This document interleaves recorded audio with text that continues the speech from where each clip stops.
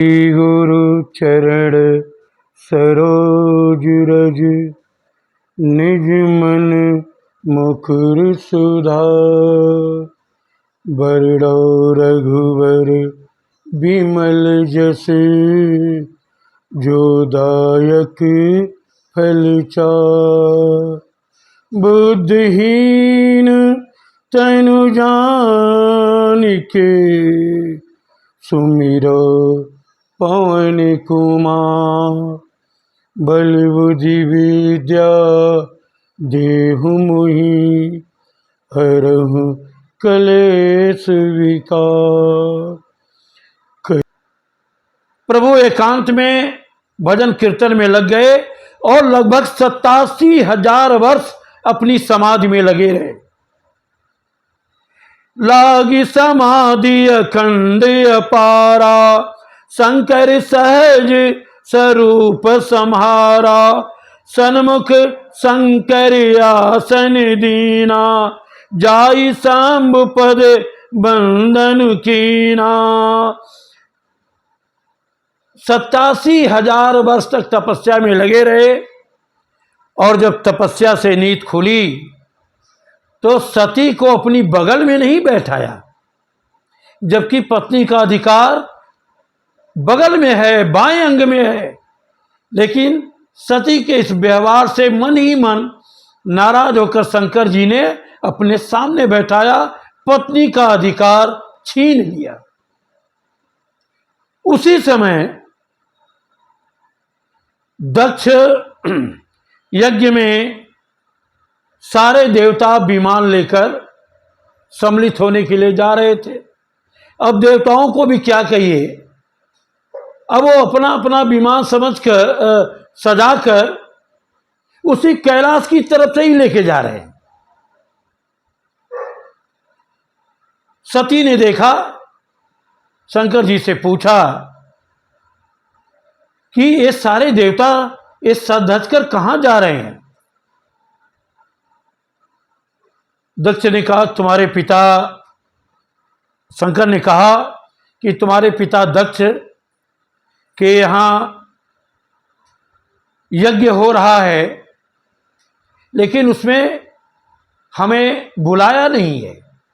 यूं तो पिता के घर, मित्र के घर, गुरु के घर और स्वामी के घर बुलावे का इंतजार नहीं करना चाहिए, लेकिन फिर भी तुम्हारे पिता ने मुझे अपमानित करने के लिए मुझे निमंत्रण नहीं भेजा है, इसलिए आपको भी नहीं जाना चाहिए। लेकिन सती नहीं मानी, गई। अब यहां पे सती जी दूसरी बार भगवान शंकर की बात नहीं मान रही है।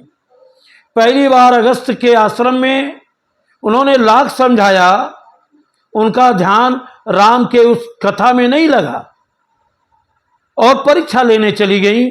आज फिर शंकर जी मना कर रहे हैं, फिर भी वह दक्ष के घर जा रही हैं। वहां जाने के उपरांत दक्ष जी तो बात ही नहीं किए। बहनें भी बड़ी मुस्कुराते हुए मिली। मुस्कुराना भी कई तरीके का होता है। एक तो आप मुस्कुराए, अरे आइए आइए, अरे अरे आ गए आप, अरे आइए आइए, आप भी आ गए, अरे आप भी आ गए, आइए आइए आइए, ये भी मुस्कुराना है। तो सती की सखियां भी इसी तरीके से मिली। केवल एक मां थी जो सती से मिली। सती ने मां से कहा मैया, मैं वह यज्ञ स्थल देखना चाहती हूं।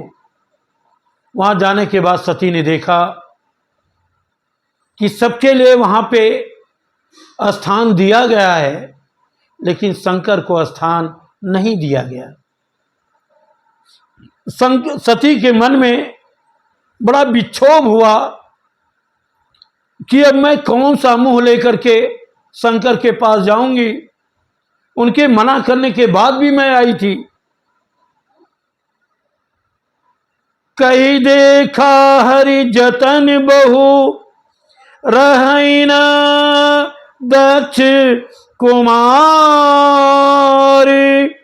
दिए मुख्य गण संग तब विदा कीन त्रिपुरारी। शंकर जी ने 2 गण देकर के सती मैया के साथ में भेजा था। उन्होंने सती मैया ने कहा, जिसने हमारे पति शंकर का अपमान किया है उन सबको नष्ट कर दूंगी।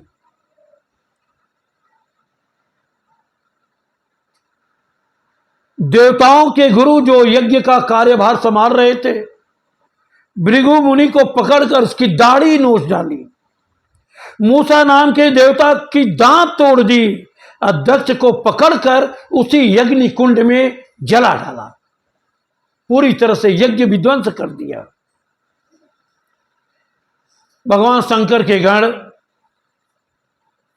दौड़े दौड़े शंकर के पास गए और वहां जाकर के सारी कथा सुनाई। शंकर जी बड़े क्रोधित हुए, लेकिन सती जी मरने से पहले राम जी से एक वचन मांगती हैं, वरदान मांगती हैं। प्रभु, मैंने आपके अस्तित्व को नकारा, आज मैं अपने पति से भी विमुख हो गई। पार्वती जी कहती हैं, सती जी, कि जन्म जन्म शिव पद अनुरागा, जन्म जन्मांतर तक मैं अपने पति शिव के चरणों में अनुराग करूं। अगले जन्म में सती हिमाचल के घर पैदा हुई। एक बार पार्वती जी जब बड़ी हुई तो नारद जी आए थे हिमाचल, और मां मैना पार्वती जी का हाथ दिखाने लगे कि गुरुदेव बताइए, मेरी बिटिया का विवाह किससे होगा, वह वर कैसा होगा। नारद जी ने कहा कि जिससे इनका विवाह होगा वह अगुण होगा, वह अमान होगा, वह मात पितुहीना होगा। अगुण सामान्य तौर पे हम इसका अर्थ निकाल सकते हैं, उसके अंदर कोई गुण नहीं होगा। नहीं, वह हर गुणों से परे होगा। अमान यानी जिसका कोई मान ना हो, नहीं, जो मान से भी परे हो। वहां मान क्या, सम्मान क्या। आप जरा सोचो ना, भगवान शंकर को कोई 1 लोटा जल चढ़ा देता है तो भी खुश, घास फूस बेलपत्र चढ़ा दिया तो भी खुश, नाराज नहीं होते कि मुझे ये क्यों नहीं चढ़ाए। वह खुश हो जाते हैं क्योंकि वह मान और सम्मान से परे हैं, और कोई माता और पिता नहीं है क्योंकि वह जगदीश्वर है। मुनीस हिमवंत सुनु, जो विधि लिखा लीला, देव धनुज नर नाग मुनि, को न मेटन हार। मैना ने कहा, नारद जी कोई उपाय करिए, कोई दूसरा वर ढूंढिए। नारद जी ने कहा कि जो भी देव धनुज नार नग नर नाग, कोई भी इस लिखे हुए को मिटा नहीं सकता। अरे शंकर जी के हृदय में श्री हरि का निवास है। अग्नि, सूर्य, गंगा को धारण करने वाले समर्थवान हैं।